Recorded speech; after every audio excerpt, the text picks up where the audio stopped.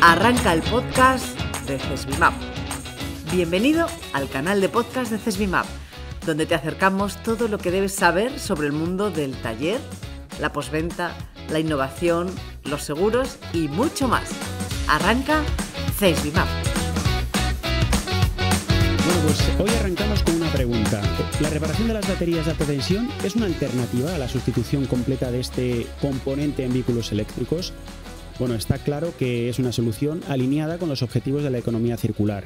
Y en este sentido, en CESBIMAP hemos realizado un completo estudio para determinar la viabilidad técnica de la reparación de las baterías de alta tensión en los vehículos actuales eléctricos puros y eléctricos enchufables.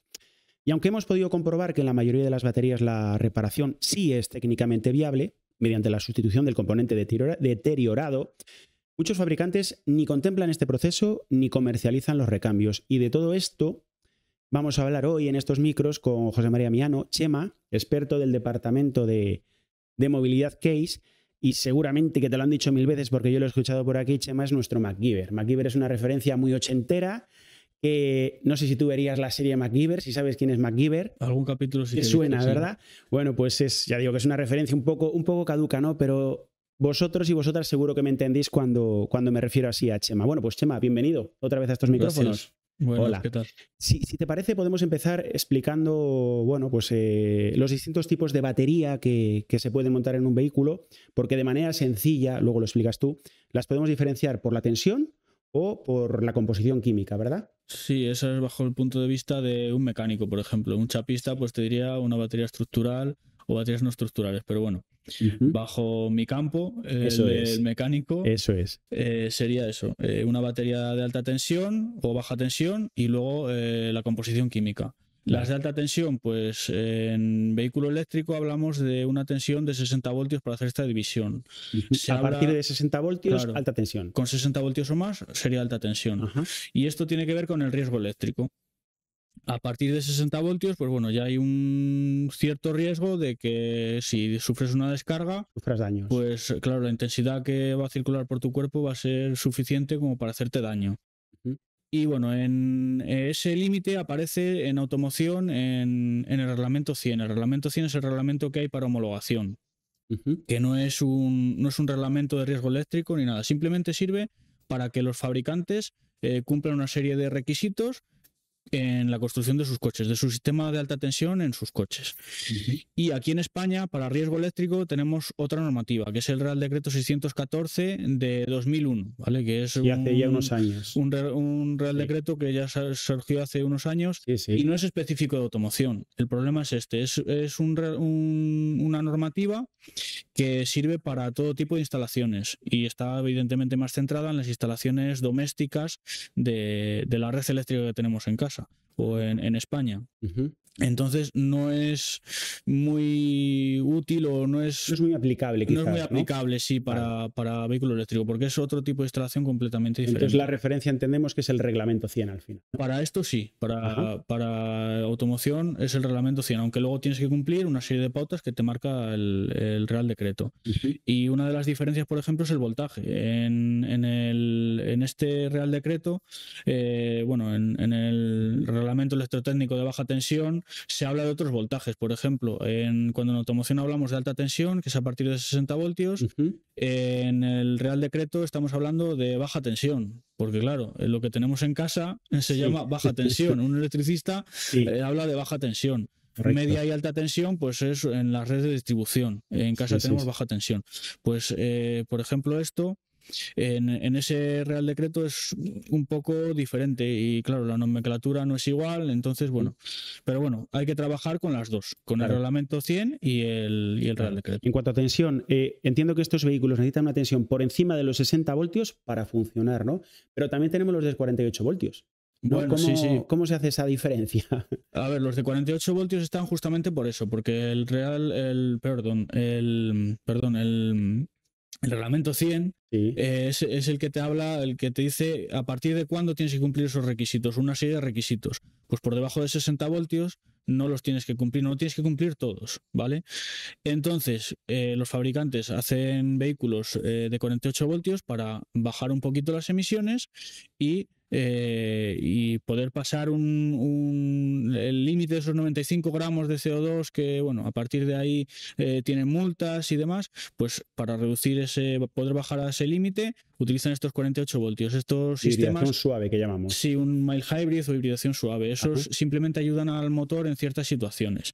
Hay algún coche que también puede funcionar en eléctrico 100%, pero a muy bajas velocidades con 48 voltios, pero la mayoría es por eso, para evitar tener que cumplir los requisitos que requiere un sistema de alta tensión de 60 voltios o más, y para eso, para bajar simplemente las emisiones con un sistema barato, al fin y al cabo. Hemos hablado de tensiones, vamos a hablar, si quieres, de diferenciarlas químicamente, ¿no? Por su estructura química. Sí.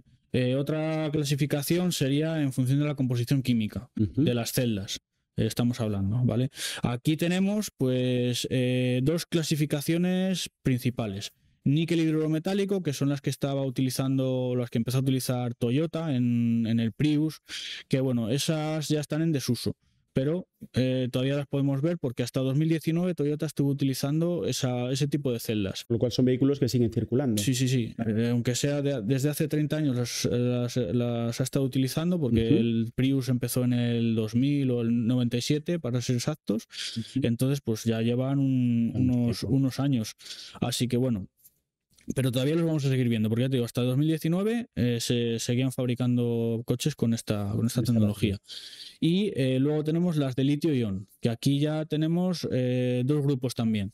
El primer grupo, las de litio-ion, que tienen manganeso, níquel, cobalto, aluminio, por ejemplo, LMO, que fueron las primeras que salieron, litio y óxido de manganeso o espinel de manganeso, que en esas baterías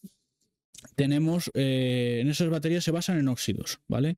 Tanto las LMO, las NCA, níquel, cobalto y aluminio, son, por ejemplo, que son dos químicas que se utilizan mucho, pues esas se basan en óxidos. Y luego tenemos las de litio ferrofosfato, que esas se basan en el fosfato de hierro, ¿vale? Esos dos tipos de baterías son dos tipos, vamos a decirlo así, son de iones de litio, pero son diferentes, ¿vale? Porque el funcionamiento, por ejemplo, los voltajes en las de litio ferrofosfato son más bajitos que en las de litio-ion convencionales que hemos estado hablando antes. Y esa sería una pequeña diferencia entre ellas. Luego, dentro de estas baterías, de las de litio-ion, otra diferencia también importante es que, bueno, es conocido que las baterías de litio-ion son complicadas cuando hay un incendio o cuando se produce un cortocircuito, un problema en la batería, puede haber un incendio y ese incendio es muy difícil de apagar. Y que tiene una reacción un poco más complicada, ¿no? Claro, más virulenta. Las baterías de litio-ion tienen ese pequeño problema o ese pequeño inconveniente, por así decirlo, porque, bueno, las baterías son 100% seguras y no hay problema, no salen noticias todos los días de que salga un coche ardiendo, un móvil ardiendo, que en los móviles también las llevamos, aunque nos pensemos que es bueno saberlo. O sea, llevamos el mismo tipo de química, ¿vale? Sí. Entonces, bueno, son seguras, pero a partir de cierta temperatura se produce una serie de reacciones que se llaman, en inglés es thermal runaway, que es, bueno, se traduciría en español, ¿no? Fuga térmica o embalamiento térmico. Bueno, al final es una reacción en avalancha. ¿Por qué se produce esto? Pues bueno, se calientan, se empieza a degradar la batería y se producen unas reacciones de oxidación que son exotérmicas y que provocan, pues es una reacción en avalancha, porque se va calentando, se van produciendo más reacciones y esto no necesita el oxígeno exterior para producirse, porque dentro de las celdas está ese oxígeno, tenemos óxidos, entonces no necesitas nada y es muy difícil de apagar, ¿vale? Y bueno, en las celdas de litio ferrofosfato también les puede pasar, pero es más difícil, ¿vale? Son más estables térmicamente, que se puede decir. Y luego tienen otra serie de ventajas también las de litio ferrofosfato. Son más potentes, son más duraderas porque duran más ciclos de carga y descarga, pero tienen un inconveniente, ¿vale? Que es que, bueno, tienen menos capacidad de almacenamiento, ¿vale? Lo que les pasa es que no pueden durar los mismos kilómetros que... La autonomía se reduce en el vehículo, ¿no? Para su peso y su volumen. O sea, o van a ocupar más y van a pesar más, con lo cual el vehículo pues no va a tener tanta autonomía para un mismo tamaño de batería y peso de batería. ¿vale? Y luego otra ventaja que tienen estas últimas, las de ferrofosfato, que se me ha olvidado decirlo, es que son más baratas, ¿vale? Entonces los fabricantes, dependiendo del tipo de coche que quieran, pues se van a una con unos cosa factores u otros. o a otra, depende, ¿vale? Y estas serían, bajo el punto de vista del mecánico, la tensión, alta tensión y baja tensión, y las composiciones, la composición química de las celdas serían las clasificaciones que podemos hacer. Fundamentales. Vaya clase, Chema. Vaya lección que nos acabas de dar, madre mía. Bueno. Está bien. Bueno, una pregunta para mí es sencilla, pero seguramente tú lo puedes explicar de otra manera. En definitiva, entonces, ¿qué es una batería de alta tensión? Bueno, pues una batería de alta tensión simplemente es eso, una batería que se pasa de esos 60 voltios que te dice el reglamento 100. No es otra cosa. Dependiendo de las celdas que tengas en serie, pues vas a tener más tensión o menos tensión. Cuanta más celdas en serie, pues más tensión, porque ahí en una batería tenemos agrupaciones serie y paralelo. En serie vamos a sumar voltajes y en paralelo lo que se suman son capacidades y e intensidad que puedes extraer de la batería. Capacidad de almacenamiento. Claro. Entonces, en función de lo que se necesite, por ejemplo, si queremos hacer una batería de 400 voltios, pero necesitamos una potencia muy grande, pues vamos a tener que poner más baterías, más celditas en serie para aumentar el voltaje, y en paralelo, si queremos una potencia grande, pues hay que aumentar las celdas en paralelo, porque en paralelo lo que aumentamos es eso, la intensidad disponible y al final la capacidad. Cuantas más celdas pongamos, más capacidad en amperios hora vamos a tener. Oye, ¿cuáles son los componentes fundamentales de una batería de alta tensión? Pues los componentes que tenemos en una batería de alta tensión pues son lo principal, las celdas, ¿vale? Que es de lo que al final se compone la batería, es lo que quieres, almacenar energía, y la energía se almacena en las celdas. Pues vamos a tener unas celdas, y luego para controlar la entrada y salida de tensión tenemos los contactores, ¿vale? Son unos relés grandes que lo que hacen es eso, abrir y cerrar el paso de la corriente cuando lo necesitemos. Luego también, ¿qué vamos a tener? Unas protecciones. Las protecciones son los fusibles. Aunque el contactor puede abrir y cerrar el paso de corriente, si se produce una sobreintensidad que no se detecta lo suficientemente rápido, pues necesitamos otra protección, que es el fusible. Lo mismo que hacen los magnetotérmicos en casa. Esto voy a decir yo, los que somos los mayores, lo que hablábamos de los plomos. Me han saltado los plomos, ¿no? Eso es. Es un material que se funde a cierta temperatura y tiene la capacidad que cuando pasa a una cierta intensidad, se calienta un poquito, se llega a la temperatura de fusión del material, se funde y deja de circular intensidad. Y luego en los vehículos eléctricos también tenemos el fusible pirotécnico. El fusible pirotécnico es un fusible pilotado, por así decirlo. ¿Qué significa pilotado? Pilotado es que tú lo puedes activar cuando tú quieres, cuando tú necesitas. Por ejemplo, cuando hay un golpe, en muchos vehículos que llevan este fusible pirotécnico, cuando hay un golpe se dispara el fusible pirotécnico, y lo que hace es, tenemos una pieza pirotécnica, un petardo, por así decirlo. Sí, eso es básicamente eso. Tal cual, como los pretensores, como en un claro, pretensor de una IVA. Que se activa lo que hace es hacer bajar un émbolo hacia una pieza de cobre que está metida, es una chapa para conducir la electricidad que está metida en el circuito de alta tensión. Y lo que hace es cortar esa chapa y abre el circuito directamente. Entonces, cuando tenemos un golpe, muchos coches, ya te digo, se desconectan con un fusible pirotécnico. Y luego, otra cosa importante, como hemos hablado antes, es la temperatura. La temperatura es muy importante controlarla en estas temperaturas. Si sube mucho, podemos provocar un incendio fácilmente. Pues hay varios sensores distribuidos por todo el vehículo, sensores de temperatura.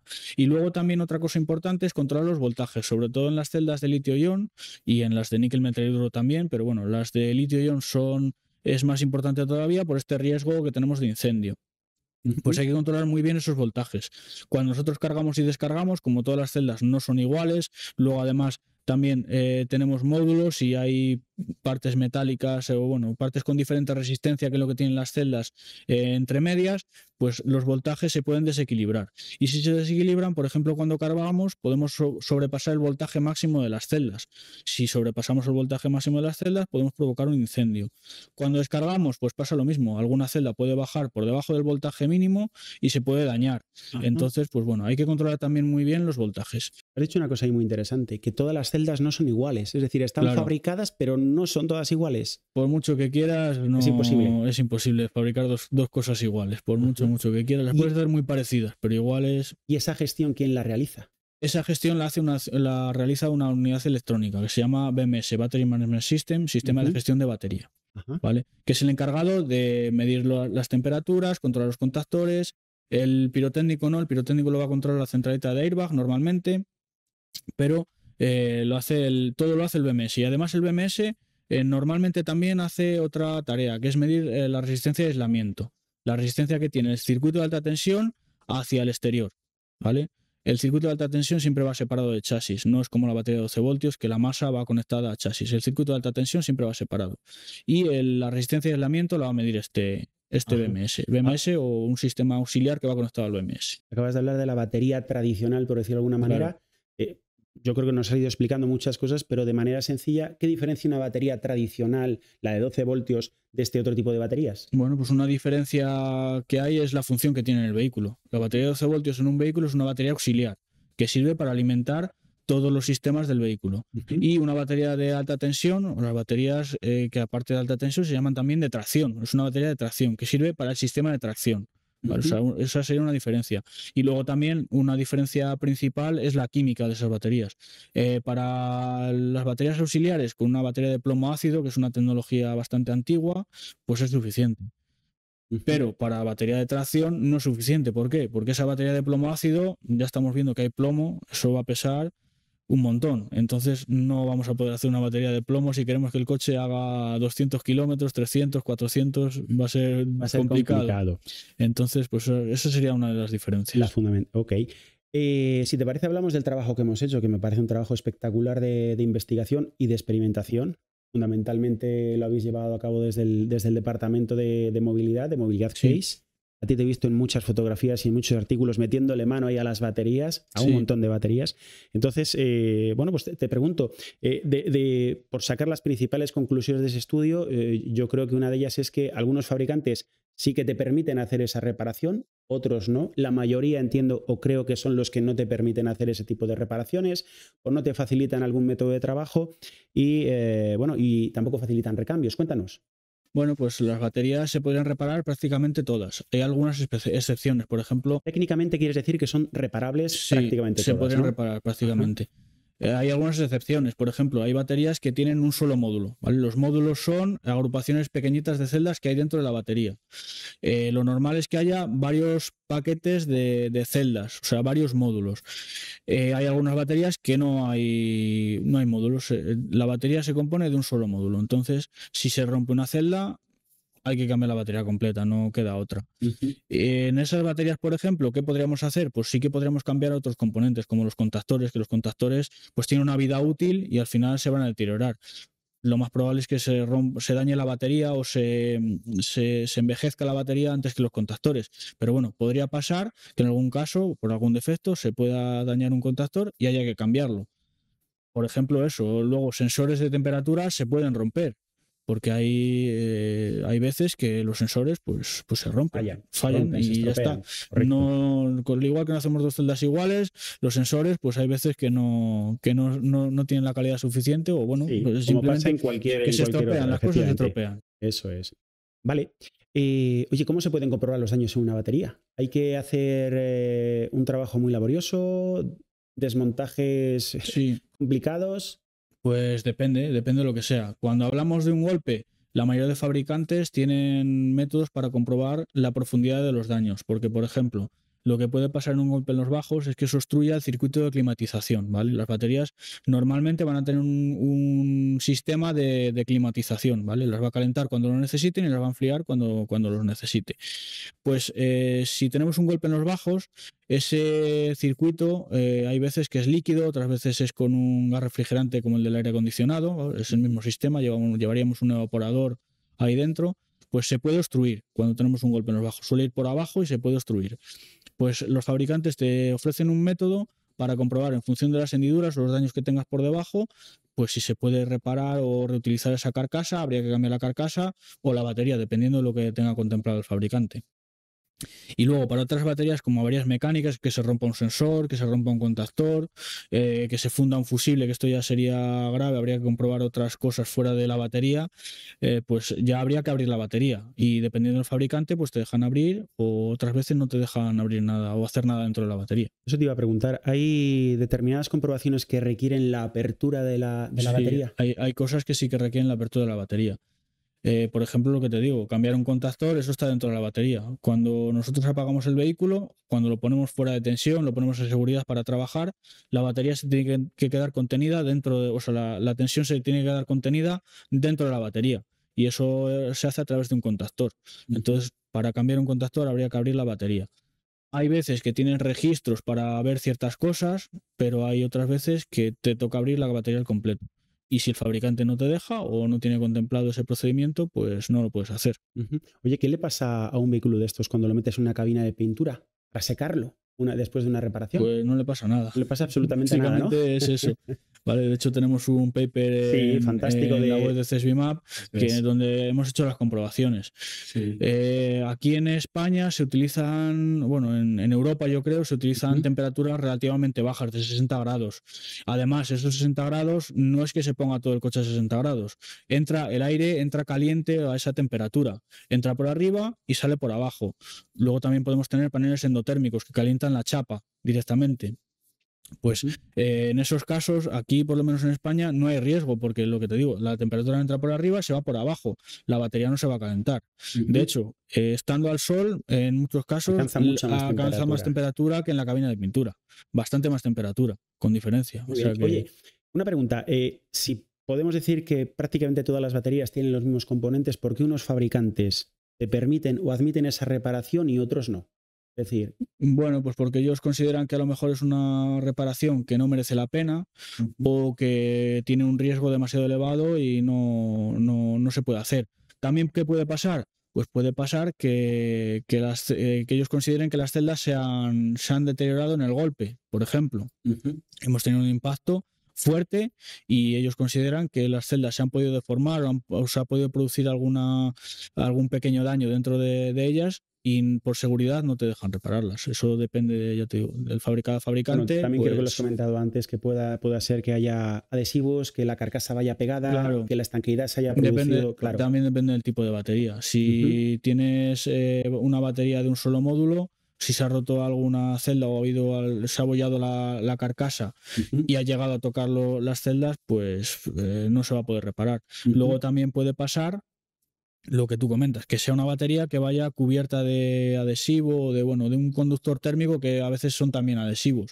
Pues en ese caso las celdas no se van a poder reparar. Parte de los otros componentes seguramente sí. Por ejemplo, los sensores que van de temperatura dentro de las celdas no se van a poder quitar de ahí, pero otros componentes sí que se van a poder reparar. Entonces, dependiendo de lo que puedas reparar ahí dentro, y claro, el fabricante la mayoría de las veces considera que los contactores o todos esos componentes van a durar toda la vida de la batería, con lo cual no te dejan reparar y ya está.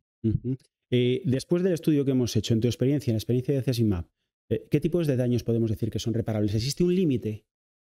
Pues el límite es meramente económico y una batería es bastante cara, valen de 15.000 a más dinero en un eléctrico, ¿vale? En híbridos enchufables o híbridos pueden ser más baratas y además van menos expuestas a daños, por ejemplo. Pero bueno, hablando de eléctricos, pues eso es un tema económico. Ya te digo, el tema económico es bastante alto, el límite está bastante alto, entonces se pueden hacer muchas cosas.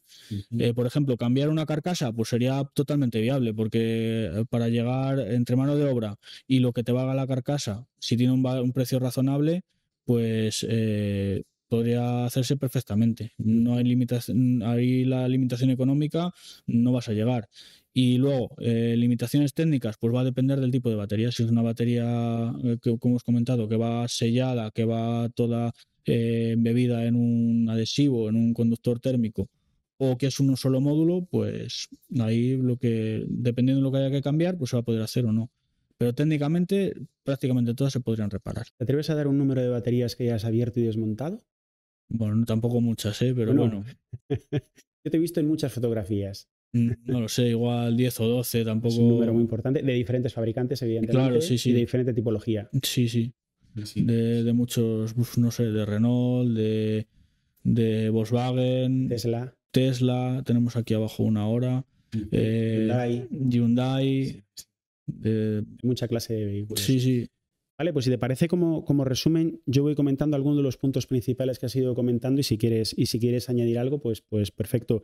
Entiendo que la reparación de baterías de vehículos eléctricos, la batería de alta tensión, es viable repararla técnicamente siempre que sea posible la apertura de la batería, ¿verdad? Sí. Y que se puedan desmontar esos módulos. Correcto, Sí, ¿no? son módulos y otros componentes, claro. Eso es. Y que además luego sea posible su posterior montaje, ¿no? Claro, el problema aquí también sería el recambio que tenemos disponible, porque si no te permiten reparación, normalmente no te dan recambio.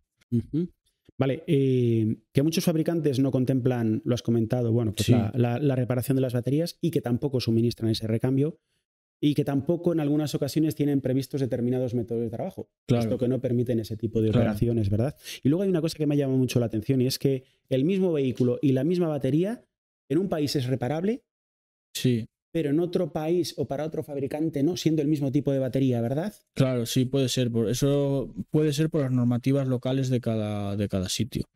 Puede ser una de las razones. Vale, y no hemos llegado a hablar del estado de salud de la batería. Eso es un detalle importante, ¿verdad? Sí. Para afrontar esa reparación, ¿no? Porque Claro. si hacemos un cambio de módulos, los módulos que tenemos que instalar deben disponer de un estado de salud superior, ¿no? Sí, Igual o superior. Al final te va a limitar el módulo que esté peor. Es el que antes se va a descargar, entonces es el que te va a limitar. ¿Es necesario reconfigurar desde el punto de vista del software alguno de los componentes después de hacer alguna de estas intervenciones? Depende del fabricante. Hay muchas cosas que te va a dejar hacerlo sin nada y bueno, depende del fabricante. También si lo quieres hacer mal y cambias el componente sin que el coche se entere, lo vas a poder hacer. Vale, una unidad electrónica, una centralita, no lo vas a poder hacer porque requiere una configuración, pero otros componentes sí. Y una última cuestión. ¿Es posible recuperar el estado original de estanqueidad del vehículo, de la batería? Es imprescindible recuperarlo porque si la batería no se estanca, puede entrar suciedad y humedad, y si entra humedad, pues el aislamiento se va a perder, por ejemplo. Y si se pierde el aislamiento, el coche lo va a detectar y no te va a dejar funcionar. Bueno, pues Chema, pues hasta aquí hemos llegado. Ha sido un gustazo, porque yo creo que hemos aprendido un montón de cosas y nos has trasladado de verdad tu experiencia del taller. Es decir, a mí me ha parecido fantástico. Decía al principio lo de MacGyver, yo creo que se queda corto. Pero bueno, pero de verdad que es un gustazo contar contigo, así que seguramente en otras ocasiones volveremos a llamarte. Muchas gracias. ¿Vale? Muchísimas gracias. Y nada, estoy convencido, estoy segurísimo de que a nuestros y a nuestras oyentes, después de escucharte, pues habrán aprendido y habrán tomado nota de todo lo que les has dicho. Así que bueno, pues nada, aquí cerramos este episodio. Comentad, compartid y si os ha parecido interesante este contenido, nos gustaría saberlo. Muchas gracias.